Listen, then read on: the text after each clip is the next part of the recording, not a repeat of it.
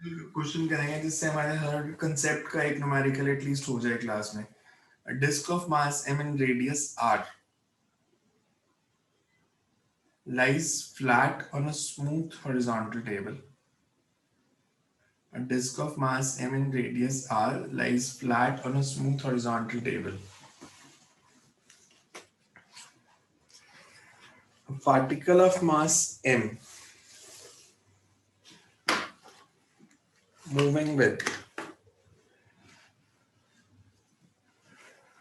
a particle of mass m moving with horizontal velocity along the table strikes the disk with velocity v as shown. Find horizontal velocity along बल्कि बात क्या बोला था?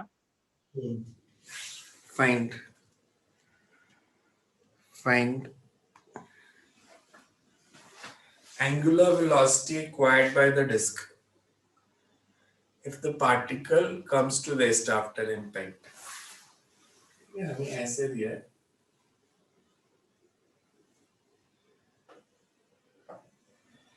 कि you have a horizontal disk which is lying on the table. So एक बार last वाला repeat कर दो. Find the angular velocity of the disk if particle comes to rest after collision.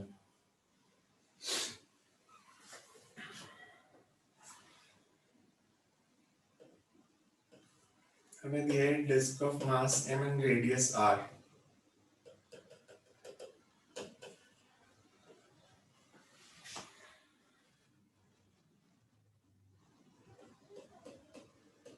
It's lying on a horizontal smooth table. A particle of mass m and velocity v traveling horizontally. ये particle ऐसे जाके strike करते हैं disc को, रुक जाता है. हमने बताना है what is the angular velocity of disc after the impact. Angular velocity of the disc after the impact मतलब हॉरिजॉन्टल टेबल है, ऐसे इसके ऊपर पड़ी है डिस्क. हॉरिजॉन्टल टेबल के ऊपर एक पार्टिकल आके ऐसे हिट करता है, पार्टिकल रुक जाता है, डिस्क घूमना शुरू हो जाएगी. तो डिस्क की एंगुलर वेलोसिटी बतानी है क्या होगी. Angular velocity of disc after the impact. Mass दोनों का सेम दिया है, जो पार्टिकल का मास है वही डिस्क का मास भी दिया है.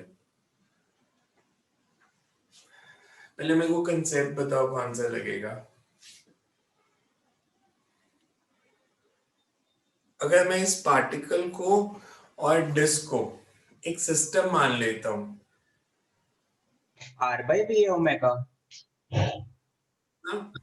R by V. डायमेंशनली गलत है. मतलब आपके आंसर ना डायमेंशनली कभी गलत नहीं होने चाहिए,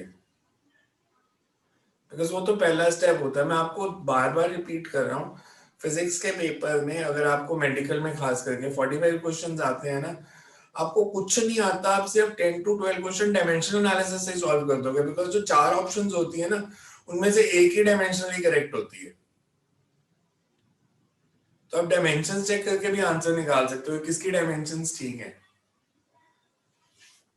बिकॉज आपने जो मेरे को आंसर बताया ओमेगा का बताया आर बाय वी, ओमेगा तो वी बाय आर नहीं होता. सब एक गलती कर दी. ये गलतियां करनी छोड़ दो ना, 11th खत्म होने वाली है.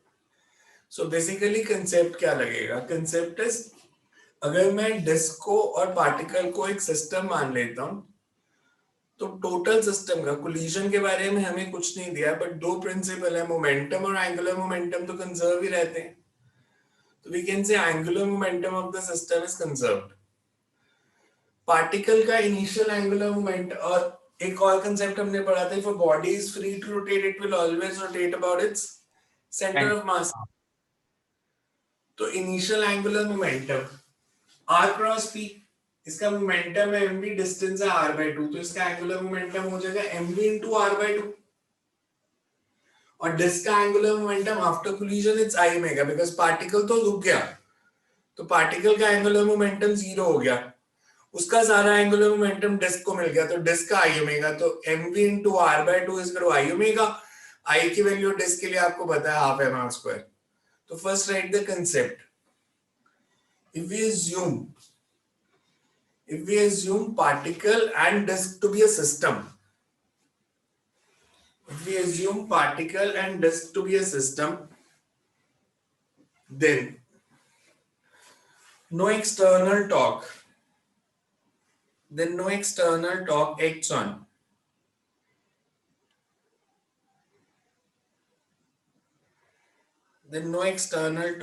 on the disk,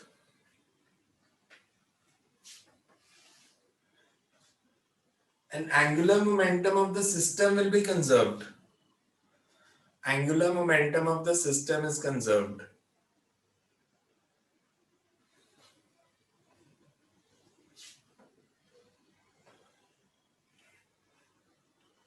Initial angular momentum of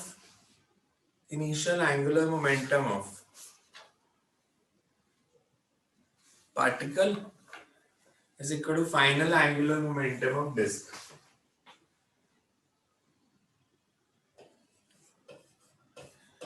और center of mass ले रहे हैं because particle if it's free to rotate it always rotate about its center of mass.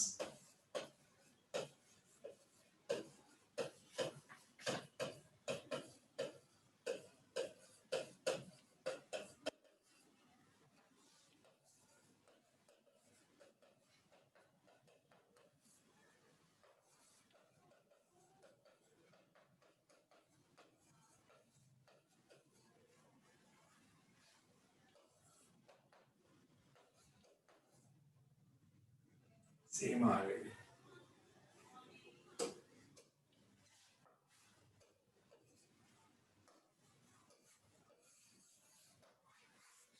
तो omega is equals to v by r. ऐसा हो सकता है कि कोलिजन के बाद ये रोल मतलब ट्रांसलेट भी करे डिस्क। ट्रांसलेट और रोटेट दोनों करे। Yes sir.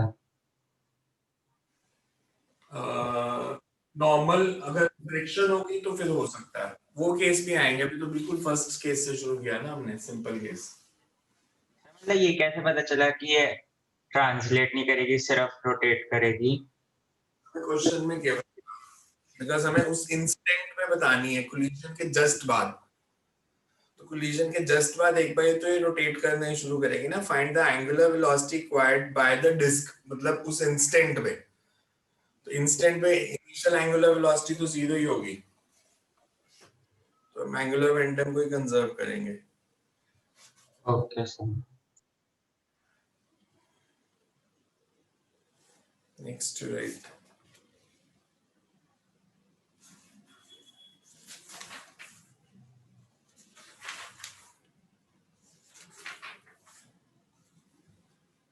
A ring is rolling without slipping. Ring is rolling without slipping on a horizontal surface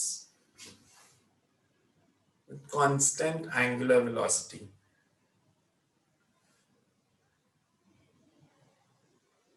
Speed of point A is VA.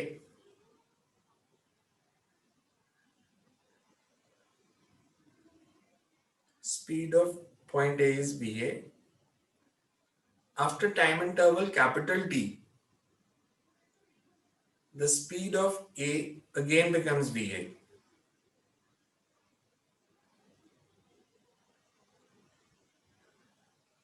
Sir last line repeat करना। After an interval T, capital T, the speed of point A again becomes VA. During what fraction of the interval capital T? During what fraction of the interval capital T, speed of A is greater than √3 by 2 VA. Speed is greater than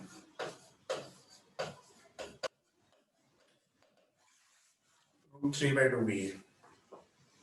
ठीक है, हमें ऐसे question दिया।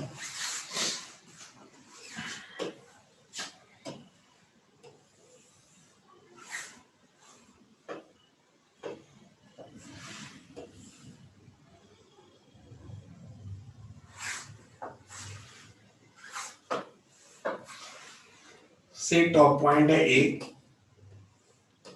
ये disc role कर रही है without slipping, इसकी वेलोसिटी दिया है हमारे को va, हमें दिया after time interval of capital T the speed of A again becomes va, तो हमने बताना है कितना टाइम इसकी स्पीड √3/2 va से ज्यादा होगी।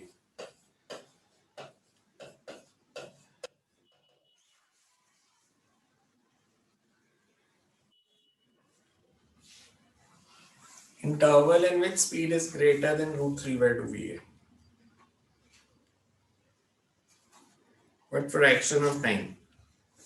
कितना टाइम ये स्पीड इससे ज्यादा देगी?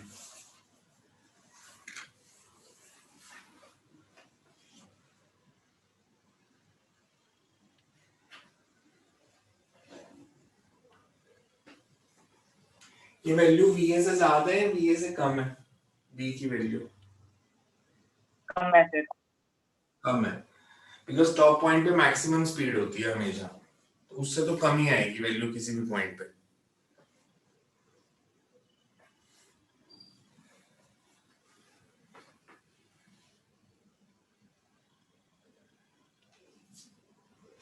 कैसे करें? मेरे को मेथड पे तो फिर सॉल्व करते हैं। प्रूफ क्या करना है, मेरा तो क्वेश्चन रह गया था।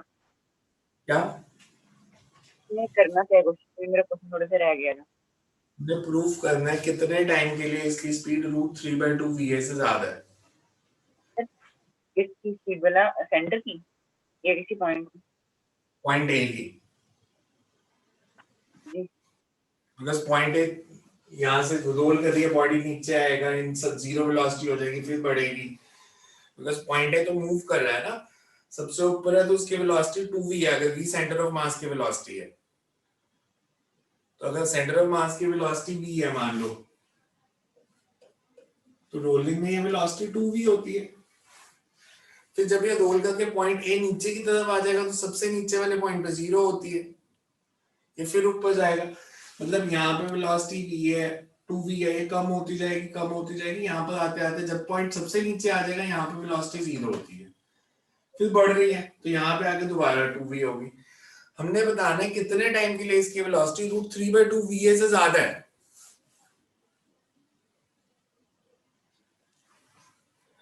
√3/2 va क्या मतलब है ना, दिस इज √3/2 सेंटर ऑफ मास की वेलोसिटी, दैट मींस कितने टाइम के लिए इसकी वेलोसिटी √3v से ज्यादा है।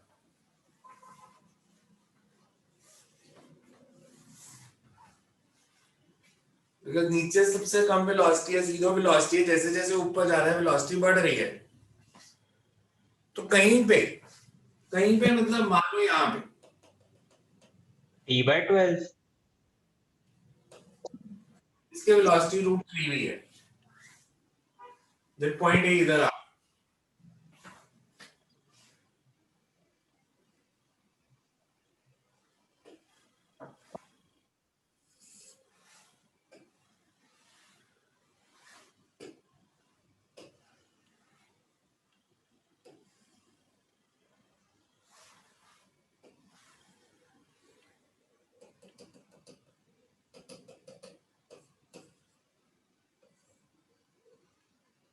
तो जब पॉइंट ए इधर है तो इस पॉइंट पे इसकी स्पीड जो है दैट इज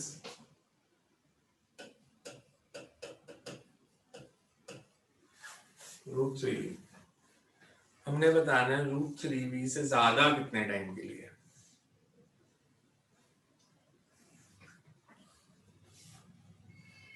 t/12 T12 नहीं हो सकता यार,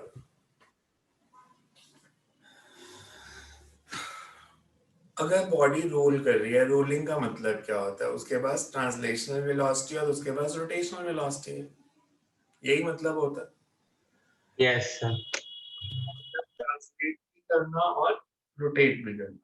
ठीक है, मैं इसको अगर हटा दूं से फर्दर टाइम, किसी इंस्टेंट पे अगर मेरे को ए पॉइंट की वेलोसिटी निकालनी है, तो इसकी ट्रांसलेशनल वेलोसिटी है v,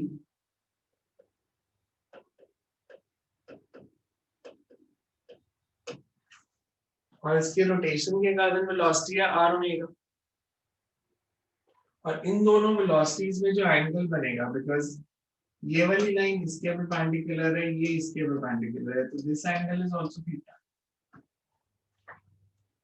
तो अगर मेरे को ये पॉइंट ए है, इसकी वेलोसिटी बतानी है, velocity of point A, then its position vector makes position vector relative to sir इसमें v r के बराबर है ना, थोड़ा एक relative to center makes an angle theta as shown। मैं VA को लिख सकता हूँ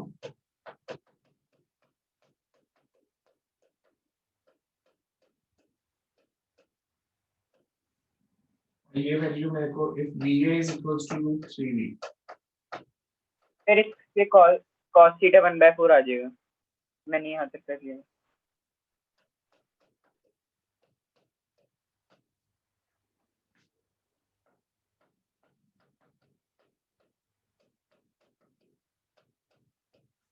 मैथ्स बहुत अच्छा नहीं है मेरे ख्याल से।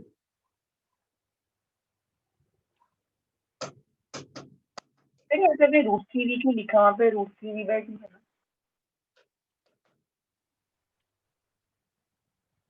तो मैं समझा रहा होता हूँ तो थोड़ा सा ध्यान दिया करो। ये देखो √3/2 VA की वैल्यू √3 भी नहीं आएगी।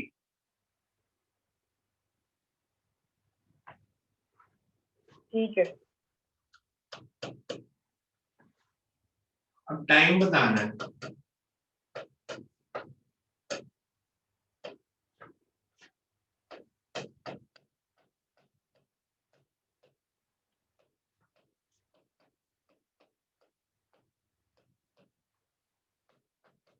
क्या लिखूं? ये एंगल 60 है।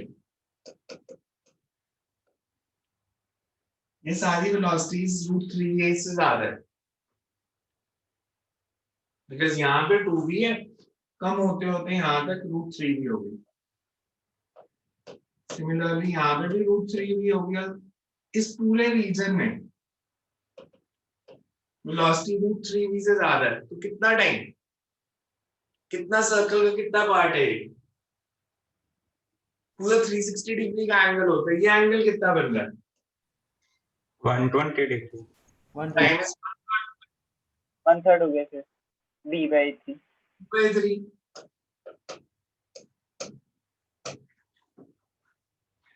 बट एक इंपॉर्टेंट चीज जिसको आपने ध्यान में रखना है कि अगर बॉडी प्योर रोलिंग में है, प्योर रोलिंग में है तो जो टोटल वेलोसिटी होगी that is always v² + r² ω² + 2v r ω cos theta. The theta is the angle which position vector makes with vertical। अब जरूरी नहीं है हमेशा एज की पूछी हो, सर्कमफ्रेंस कोई पॉइंट हो। मैंने दोनों को भी, मैंने ये क्यों बोला v² + r² ω², because sometimes you may have to find the velocity of a point which is not on the circumference। मैं आपसे बोलूं ये बॉडी रोल कर रही है,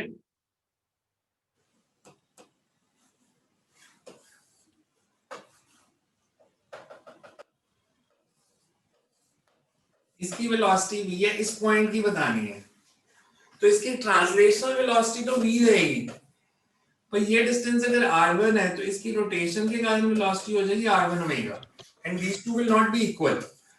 सर्कमफ्रेंस पे है तो v और r ओमेगा इक्वल आएंगे, बट जिस पॉइंट की वेलोसिटी निकालनी है अगर वो सर्कमफ्रेंस पे नहीं है तो फिर उसका जो डिस्टेंस है वो लेना पड़ेगा। अब जनरल फॉर्मूला यहां से देखो तो आप बना सकते थे, velocity at any point A अगर आपने निकालनी है तो इसको मैं सॉल्व करूं तो क्या आ जाएगा, 1 + cos थीटा क्या होता है नॉर्मेटिकल 2 cos² थीटा। दैट मींस ये फॉर्मूला बन गया हमारा। किसी भी पॉइंट की वेलोसिटी निकालनी है, अगर उस पॉइंट का पोजीशन वेक्टर एंगल थीटा बना रहा है तो रोलिंग बॉडी में उसकी वेलोसिटी होगी 2v cos θ/2, but remember this is the point on the circumference. आपको किसी इंटरनल पॉइंट की स्पीड भी पूछ सकते हैं कितनी है। सर्कमफ्रेंस के तो ये फॉर्मूला लगा दो, जैसे अगर टॉप पॉइंट लोएस्ट पॉइंट लेंगे तो थीटा कितना, लोएस्ट पॉइंट के लिए थीटा मैंने कौन सा एंगल लिया था, लोएस्ट पॉइंट के लिए थीटा कितना हो गया 180 180 मैं इसको 180 पुट करूं तो वेलोसिटी कितनी आ जाएगी 180 cos 90 zero, top Zero. Point है जीरो, टॉप पॉइंट के लिए थीटा जीरो है तो वेलोसिटी 2v, तो रोलिंग बॉडी में सबसे नीचे वाले पॉइंट की जीरो, सबसे ऊपर वाले की 2v, सो नीचे से ऊपर जाओगे दोनों साइड वेलोसिटी जीरो से 2v बढ़ेगी, तो इसलिए मैंने एक साइड निकाला था कि 60 का एंगल है, दूसरी साइड भी 60 का ही बनेगा। क्लियर है ये क्वेश्चन सबको, क्लियर है क्वेश्चन, तो नेक्स्ट करें, yes sir yes sir next देखो।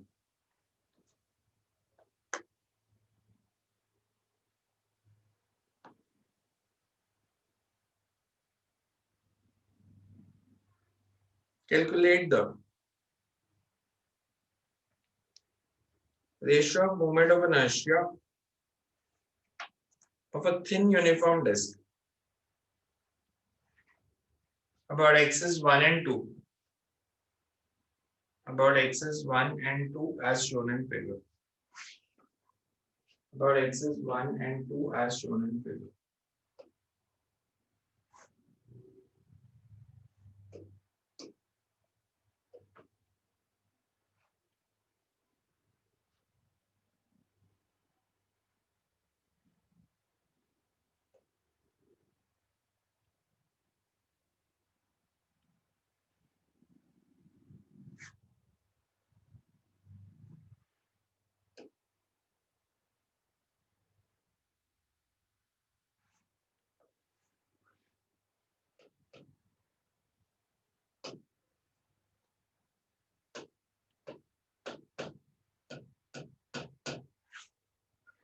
बहुत कॉमन क्वेश्चन है एंट्रेंस एग्जाम का, शायद क्लास में पहले किया भी होगा इस तरह का।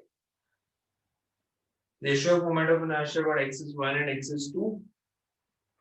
Axis 1 makes an angle of 60 degree with a diameter, axis 2 makes an angle of 45 degree.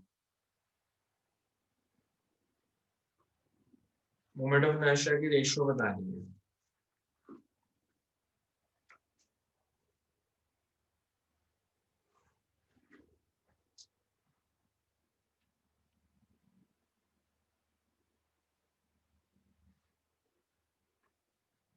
Parallel axis theorem का फॉर्मूला क्या था, parallel axis theorem is moment of inertia about any axis, जैसे मेरे को मान लो ये सेकंड एक्सिस के about निकालना है, moment of inertia about second axis is sum of moment of inertia about an axis passing through centre of mass parallel to 2, तो ऐसे एक्सिस जो सेंटर ऑफ मास से पास कर रहा है 2 के पैरेलल है, मतलब वो ऐसे बनेगा,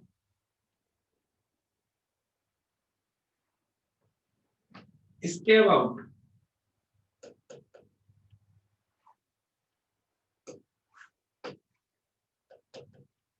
मोमेंट ऑफ इनर्शिया आईसीएम है, दिस इज डायमीटर, तो आईसीएम कितना आ जाएगा mr square by 4 इसका moment of inertia 1 diameter, mr square by 4 ठीक है। ये बीच में परपेंडिकुलर डिस्टेंस डी, अगर ये एंगल मैं इसको जनरल कर दूं, से दिस एंगल इज थीटा, ये मैंने परपेंडिकुलर ड्रॉ किया, ये डिस्टेंस रेडियस, तो sin theta is d by r d by r, तो moment of inertia any axis अगर मेरे को लिखना है, moment of inertia about any axis is ICM plus md square, where sin theta is d by r or d is equals to r sin theta, so I will be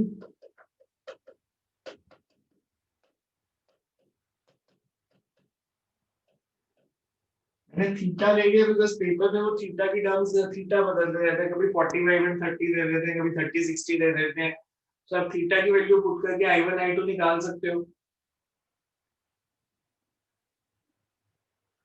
that means इसको मैं ऐसे भी लिख सकता हूँ,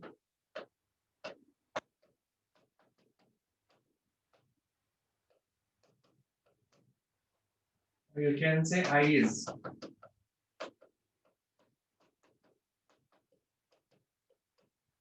अगर theta 45 है for 2, for 1 theta is 60, I1 कितना हो जाएगा?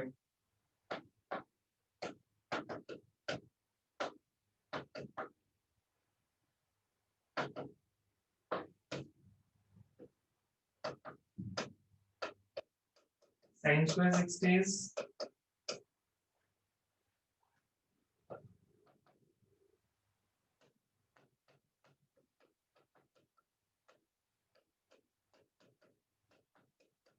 1 by root 2 का स्क्वायर।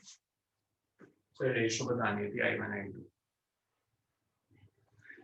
पैरेलल एक्सिस थ्योरम में जो आपको याद रखना है, जो पैरेलल एक्सिस लेना है, that should always pass through centre of मास। इसमें यही गलती होती है और कोई गलती नहीं होती है। अब कोई भी एक्सिस ले लेते हो, उसे सेंटर ऑफ मास से पास कर रहा हो या नहीं, तो ICM प्लस mh स्क्वायर, तो आपको पैरेलल एक्सिस देखना है जो सेंटर ऑफ मास से पास कर रहा है, उसका मोमेंट ऑफ इनर्शिया आपको पता है, तो आप किसी भी एक्सिस का निकाल सकते हो by finding the perpendicular distance between the two axis. देखो क्लियर है सबको या डाउट है?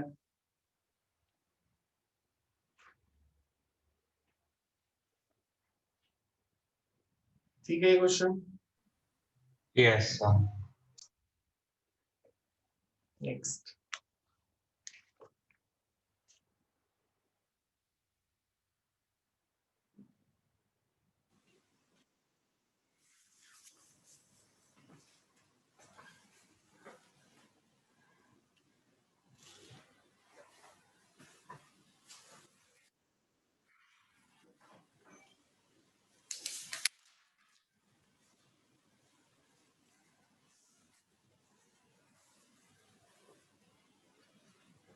hollow cylindrical pipe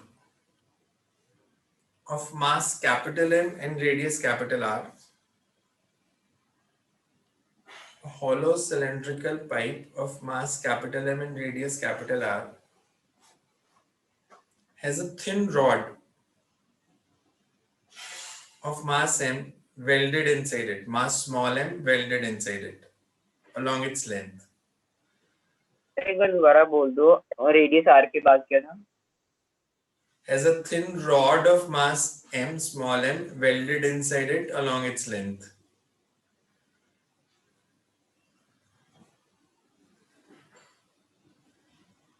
A light thread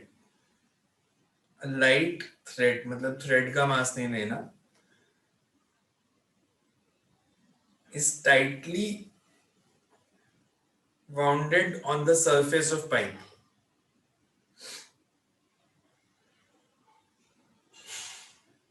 With mass m naught attached to the other end.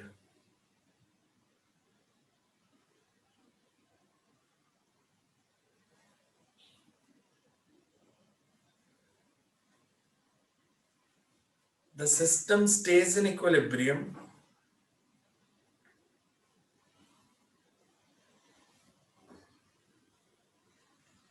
when alpha is equal to 30 degree.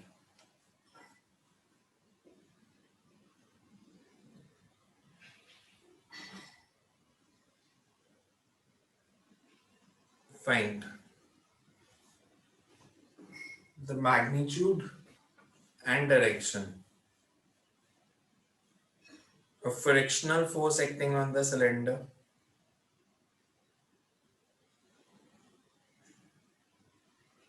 express mass m in terms of m naught.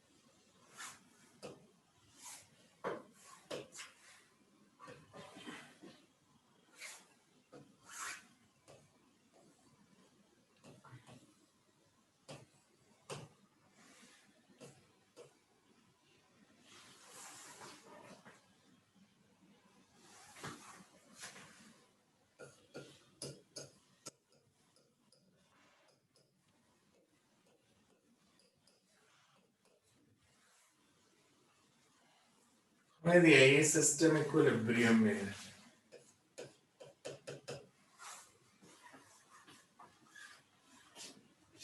Because frictional force निकालनी है, this is rough horizontal surface.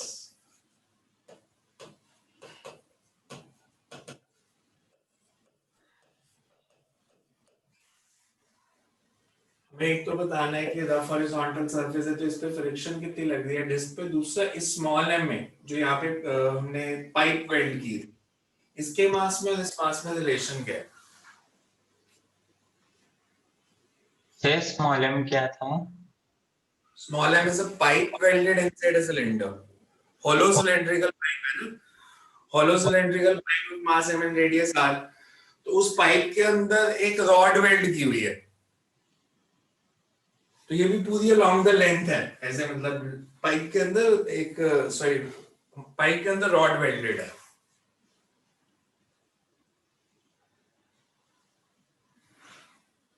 और ये सारा system equilibrium में है जब alpha की value 30 है। ये वाली स्ट्रिंग हॉरिजॉन्टल है, देखने में पता चल रहा है हॉरिजॉन्टल है, पेपर में गिवन था कि ये भी हॉरिजॉन्टल है। You have to find the frictional force which acts on the table. थोड़ा सा फोर्सेस मार्क करनी पड़ेंगी तो टेक योर टाइम, पहले एक बार सोच लो फिर उसके बाद बताता हूं मैं। देखो पहले फोर्सेस मार्क कर लेते हैं सारी।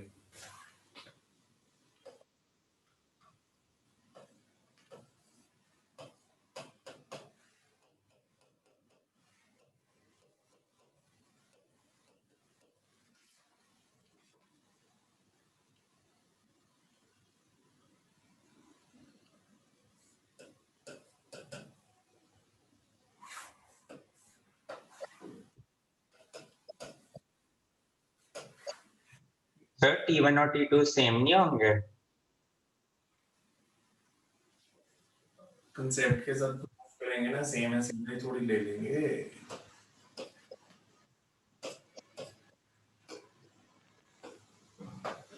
से पहले अगर मैं m नॉट की बात करूं,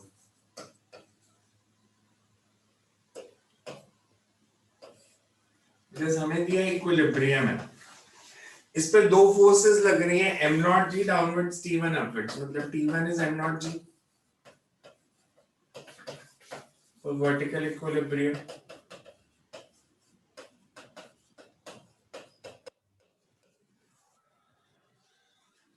पुली the system रेस्ट पे है तो net torque on the pulley should be 0।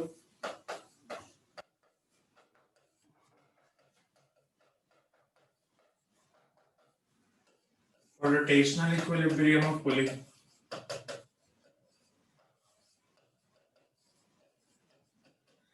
Because अगर इक्विलिब्रियम ना दिया होता तो T1 T2 डिफरेंट होते। तो मेरे पास बेसिकली ये आ गया T1 T2 और m नॉट g, ये तीनों इक्वल है। For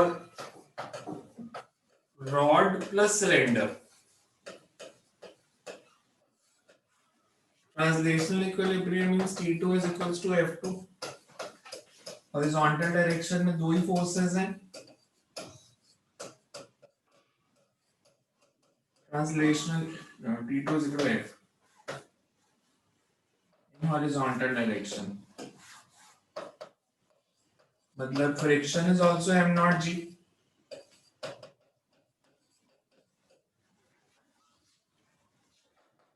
implies F is equals to m not g। अब for rotational equilibrium of rod plus cylinder,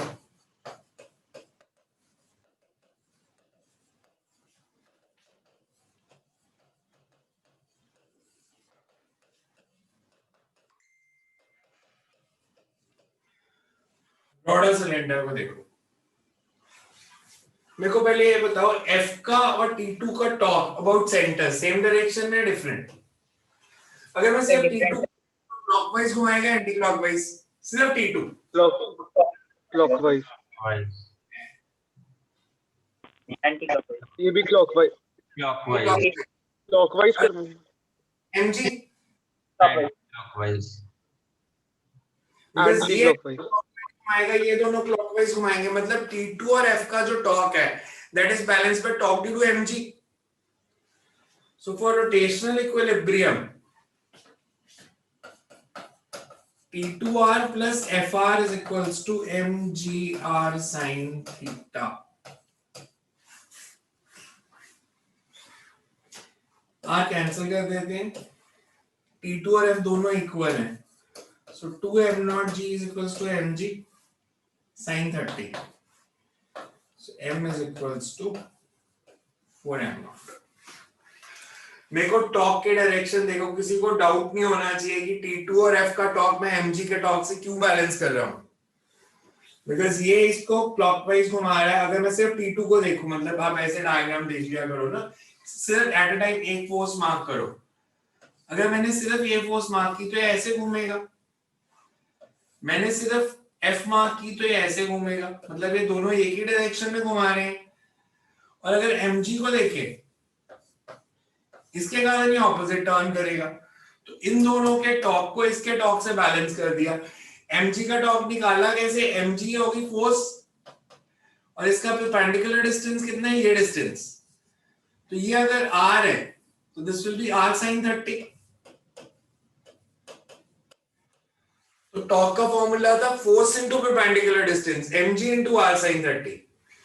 तो तीनों को इक्वेट कर दिया। दो क्वेश्चंस पूछे थे, मैं को एक पूछा था फ्रिक्शन कितनी है, तो फ्रिक्शन इज m0g, और एक पूछा था कि m और m0 में रिलेशन क्या है, तो m is equals to 4m0।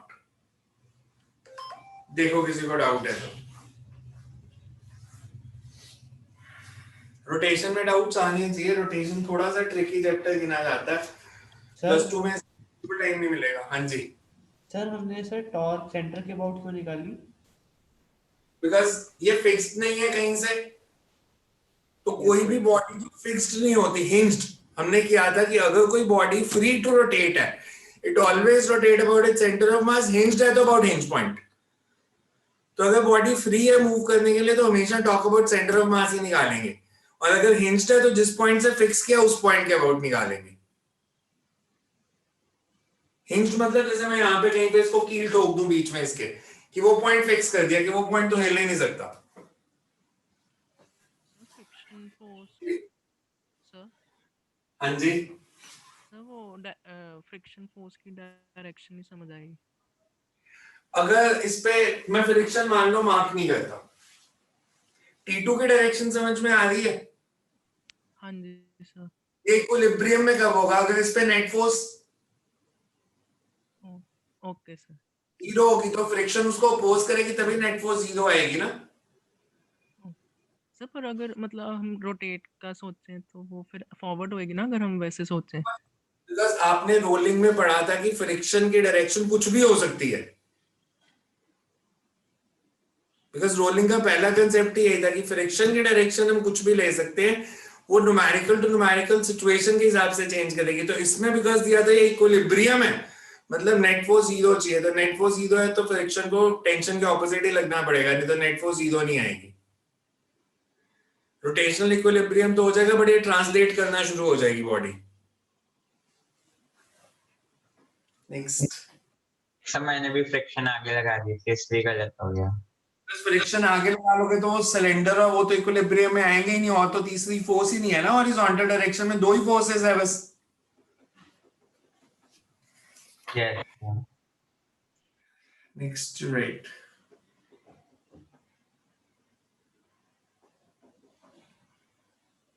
a cylinder C rests on a horizontal surface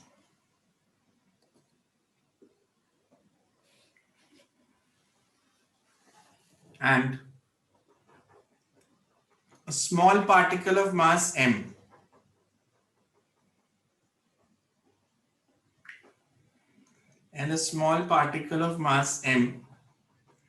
is held in equilibrium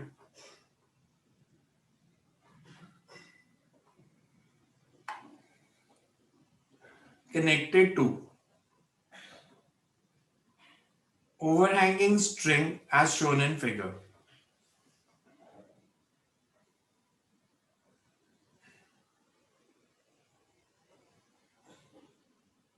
The other end of massless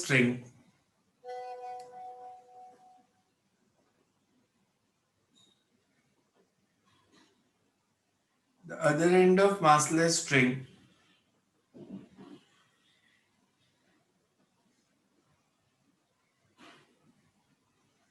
is pulled horizontally by a force F, capital F,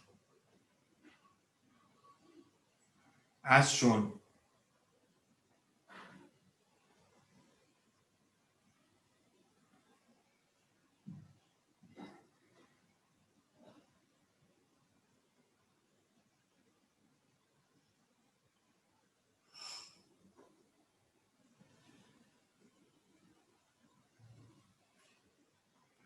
The other end of massless string is pulled horizontally by a force F as shown. Find F. हमें दिया cylinder rests on a horizontal surface and a small particle is held in equilibrium to an overhanging string as shown.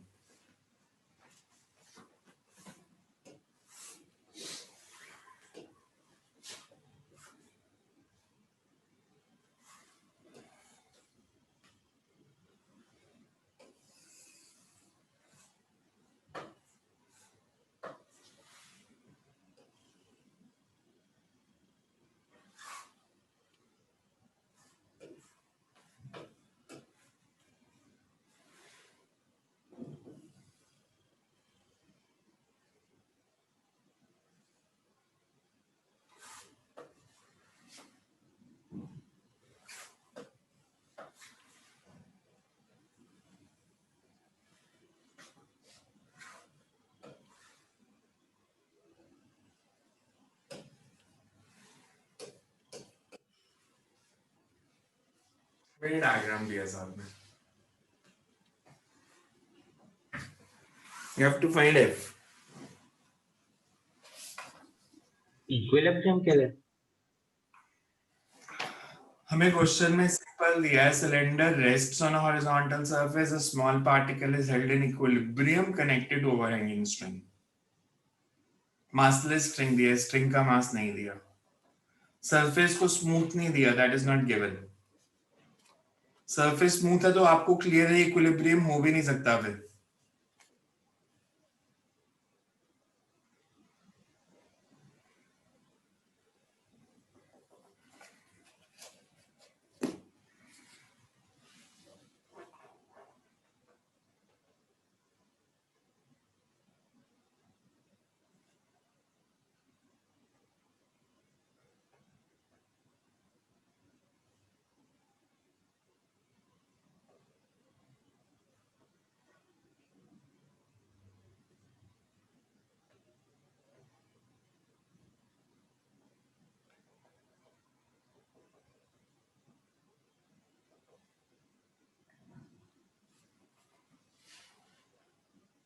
Easy question था. Equilibrium में translation में तभी हो सकता है अगर फ्रिक्शन लगेगी पीछे.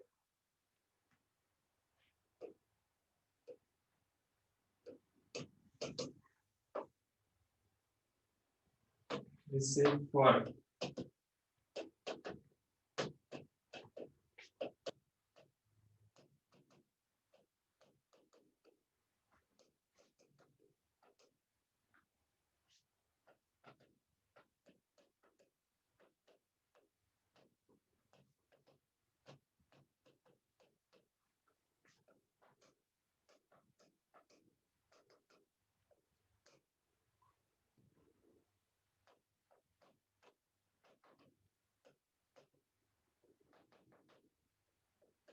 इसलिए कह रहा था ये आसान है.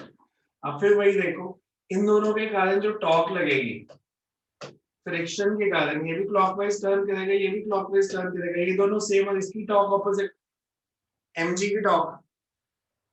तो mg के कारण टॉर्क अबाउट सेंटर कितनी हो जाएगी mgr. इसके कारण टॉर्क f into r, इसके कारण भी f into r.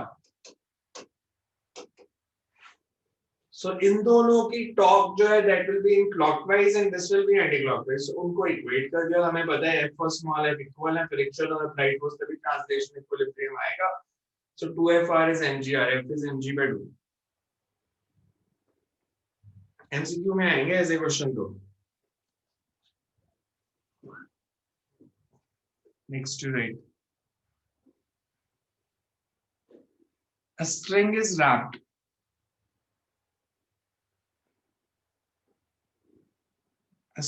wrapped around a cylinder of mass capital M and radius capital R. Of mass capital M and radius capital R.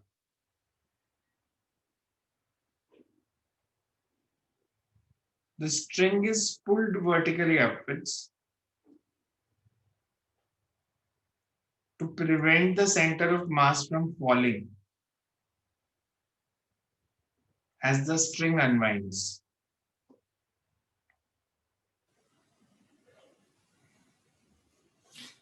Sir vertically upwards के बाद क्या बोली, कोई रिपीट कर दो। Prevent the center of mass,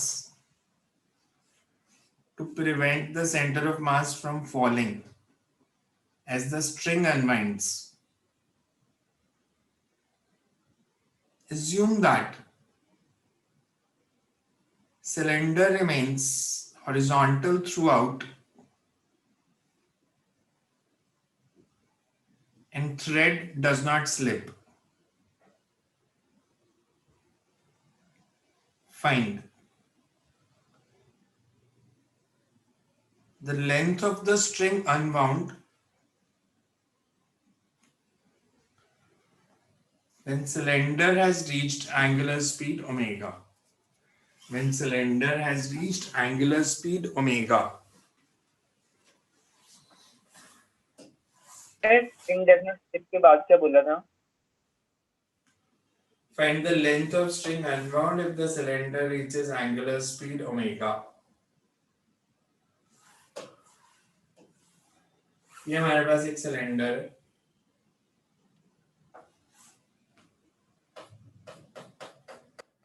mass m and radius r है।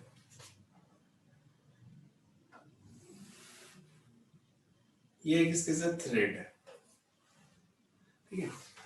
हमें ऐसे दिया कि अगर मैं सिर्फ थ्रेड को पकड़ के रखूंगा तो सिलेंडर नीचे गिरना शुरू हो जाएगा, तो हमने थ्रेड को ऊपर खींचना है ताकि सिलेंडर नीचे ना जाए, सिलेंडर अपनी पोजीशन पे ही रहे, मतलब उसका सेंटर ऑफ मास फॉल नहीं करना चाहिए। तो इसलिए मैं थ्रेड को ऊपर खींचना शुरू कर देता हूँ। तो थ्रेड को ऊपर खींचूंगा तो ये सिलेंडर टर्न तो कर रहा है, रोटेट तो अपनी जगह पे घूम रहा है। तो जब सिलेंडर की एंगुलर स्पीड ओमेगा हो गई तो मैंने बताना है कितना थ्रेड खोल दिया मैंने। Length of string unwound when cylinder has acquired angular speed omega. Spindle normal मतलब जैसे पतंग उड़ाते टाइम आप यूज करते हो, तो आप उस थ्रेड को ऊपर खींच रहे हो ताकि वो सिलेंडर नीचे ना गिरे, तो वो स्पिंडल। तो हमने बताना है कितना थ्रेड खोल देंगे अगर उसकी एंगुलर स्पीड ओमेगा है। Find the length of string unwounded so that cylinder requires angular speed omega. Question समझ आया सबको? बिकॉज सॉल्व तो तभी होगा अगर समझ आएगा पहले।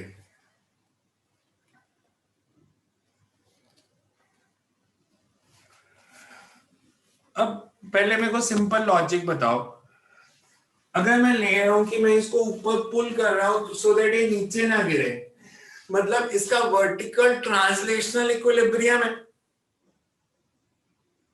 और वर्टिकल डायरेक्शन में दो ही फोर्सेस हैं सिर्फ,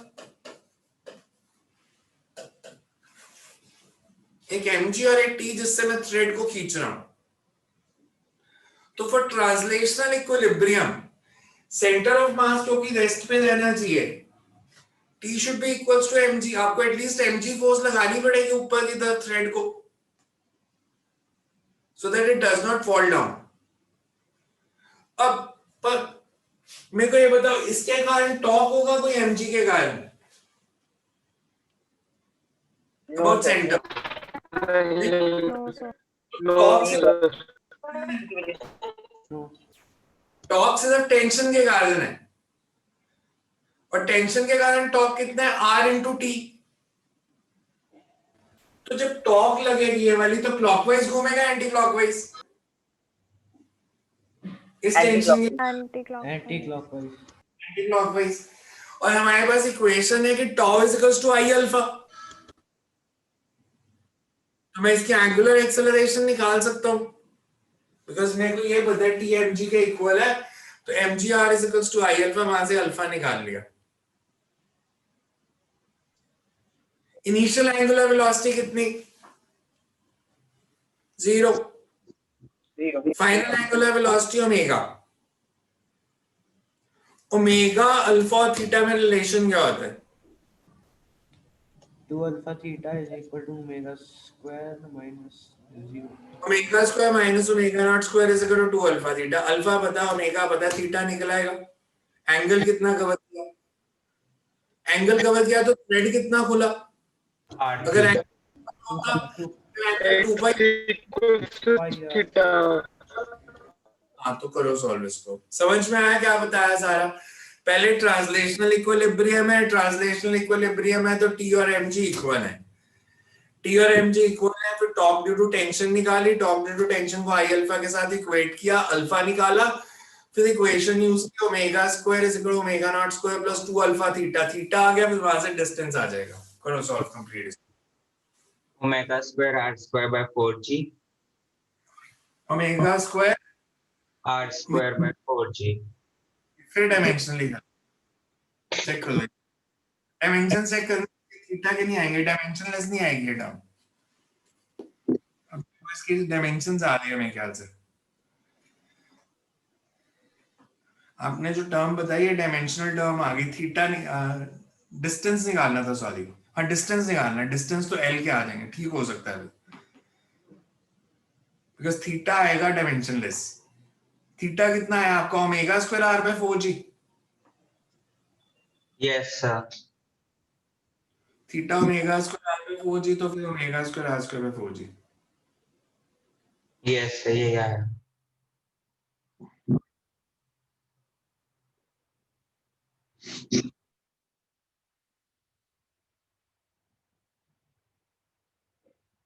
सर थीटा आ गया are omega square by 4g।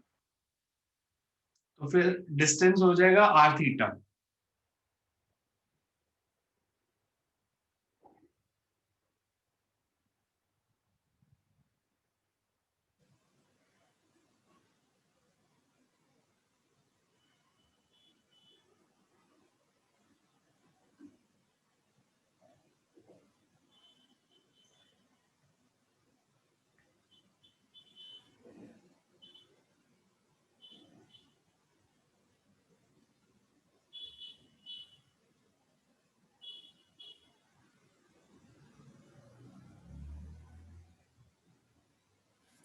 हो गया सबका?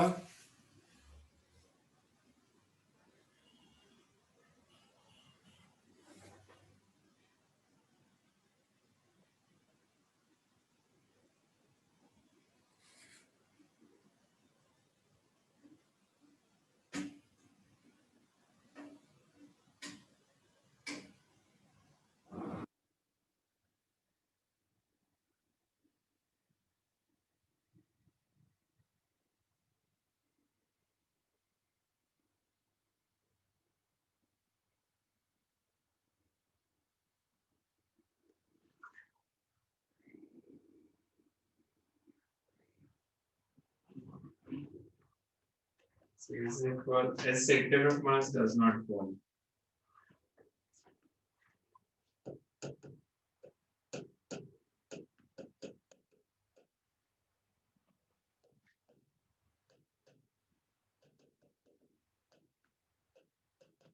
Vertical equilibrium.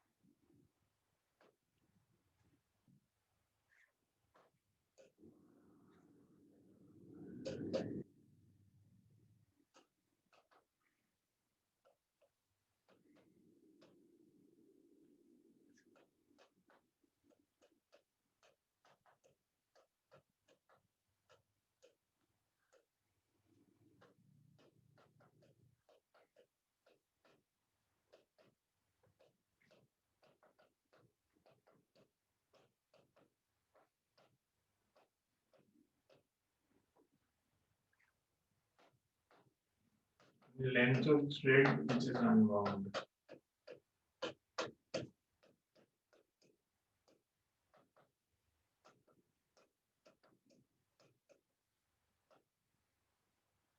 Gross.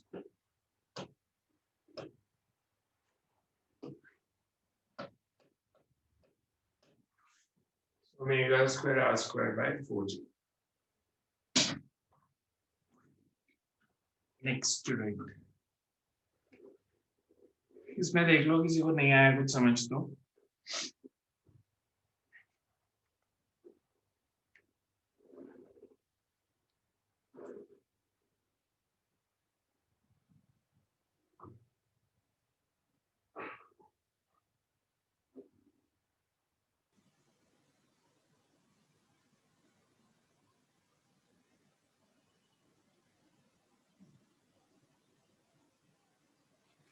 A solid sphere of radius capital R.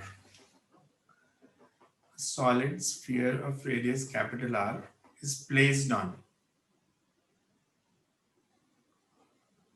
rough horizontal surface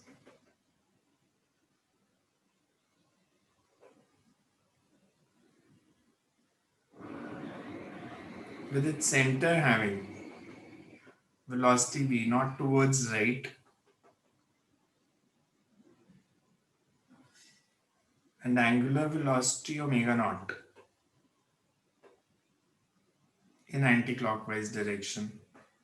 Center having velocity v naught. V naught towards right and angular velocity omega naught in anti-clockwise direction. Find relationship between V naught and omega naught so that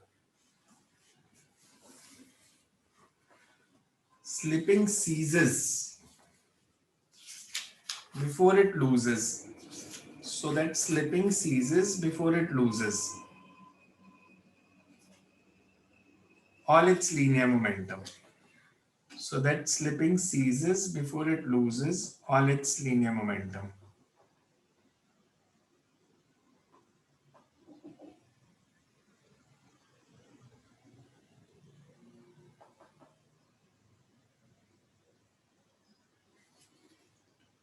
So that slipping ceases before it loses its linear momentum.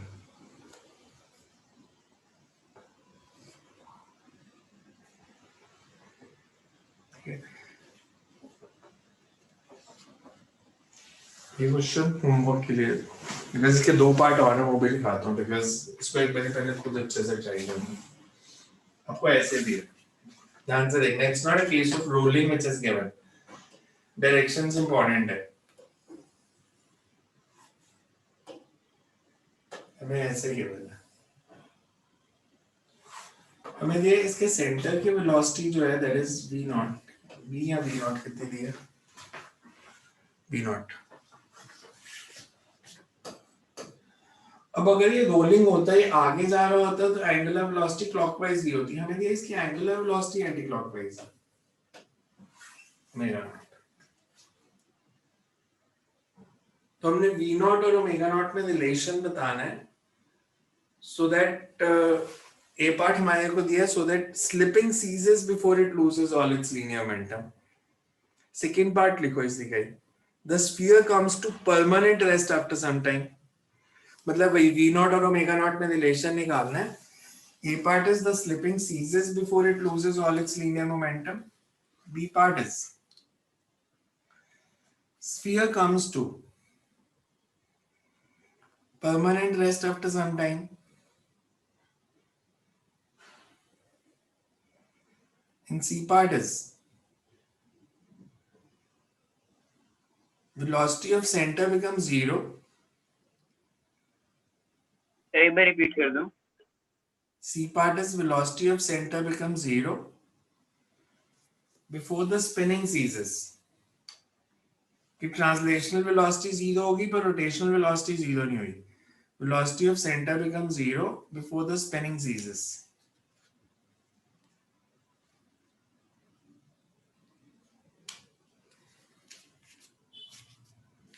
So तो 3 question हो गए homework में जो try करके देखने हैं एक बारी. Next you right.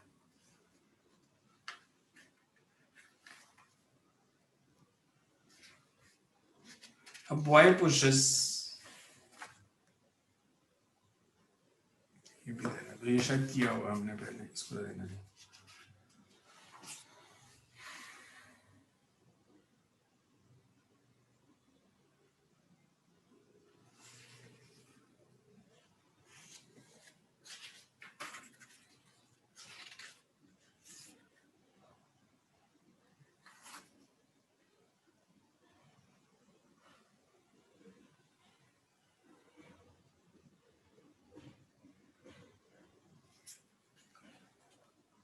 A uniform rod of mass m.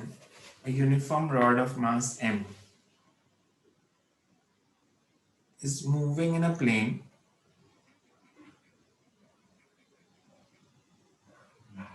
and has a kinetic energy of 4 by 3 mv square, where v is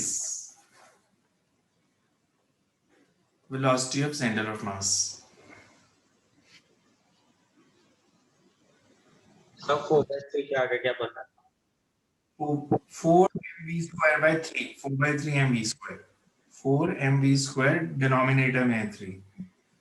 4 mv square by 3, where v is velocity of center of mass. Find the maximum and minimum possible speed. Find the maximum and minimum possible speed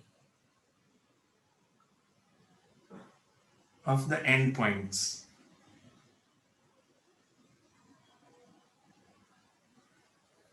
Maximum and minimum possible speed of the endpoints.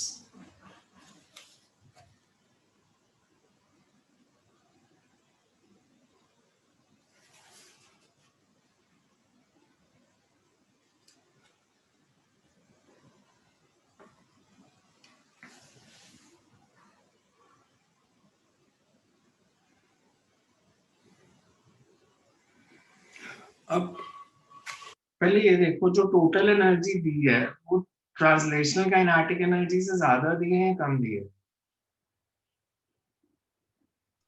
ज्यादा.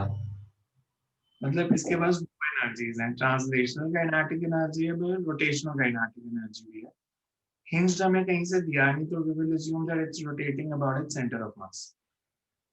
तो इसके पास दो energies हैं और दोनों का जो सम है that is 4 by 3 mv square. तो हमने बताना है एंड पॉइंट्स की मैक्सिमम स्पीड कितनी हो सकती है और मिनिमम कितनी हो सकती है. So you can write the concept first as total energy is greater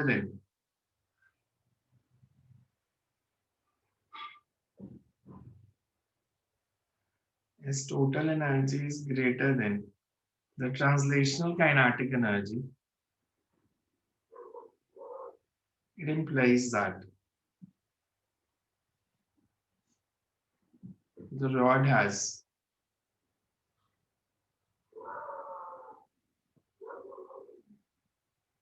translational kinetic energy of center of mass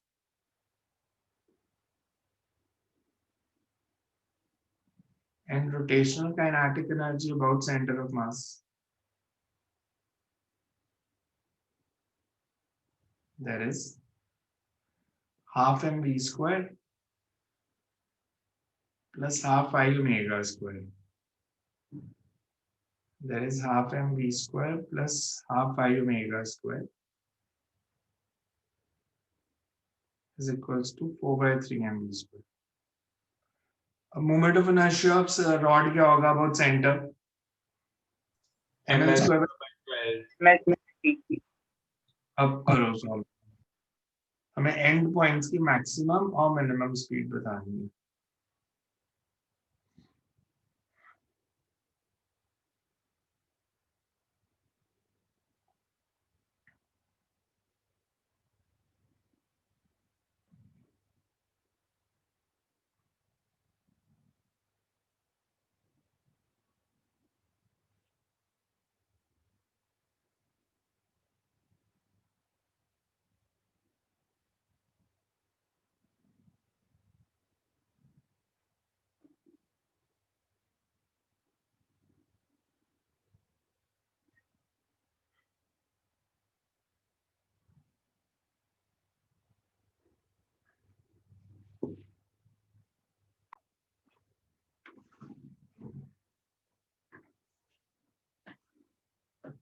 हमें दिया है रॉड ट्रांसलेट भी कर रही है और रॉड रोटेट भी कर रही है। मेरे पास एक रॉड है,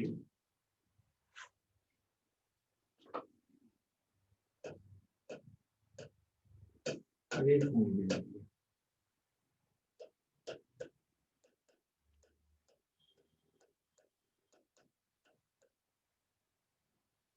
इस पॉइंट की जो नेट वेलोसिटी हो जाएगी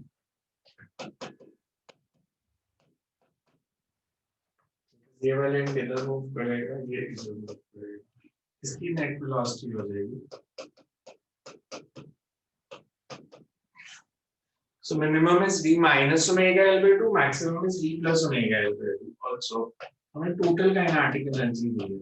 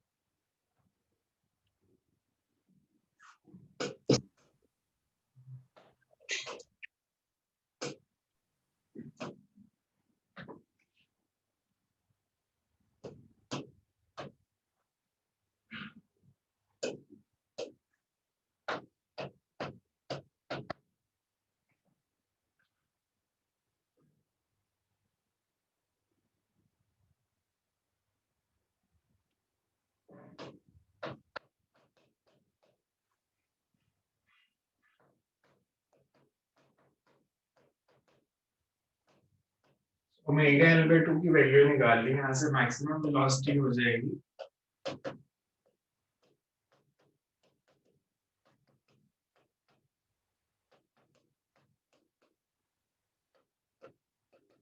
मिनिमम हो जाएगी √5 minus 1 into v.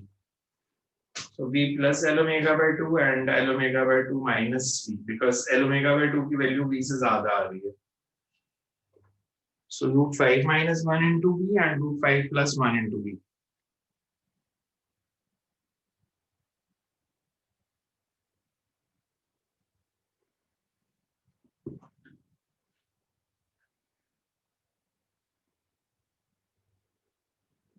तो नेक्स्ट टाइम करते हैं। और इसके क्वेश्चन में अगली बार वेडनेसडे को कोशिश करूंगा आपको पहले दे दूं जब हमने वेडनेसडे करना है, बट पहले वर्क पार्क के असाइनमेंट कर दो। इसकी थ्योरी जो पहले क्वेश्चन 11th में किए हुए हैं वो एक बार रिवाइज कर लो। सो आगे करने की जगह वर्क पार्क के असाइनमेंट और इसके क्वेश्चन जो ऑलरेडी क्लास में किए हुए हैं उनको एक बार देख लो ध्यान से सारे क्वेश्चंस को।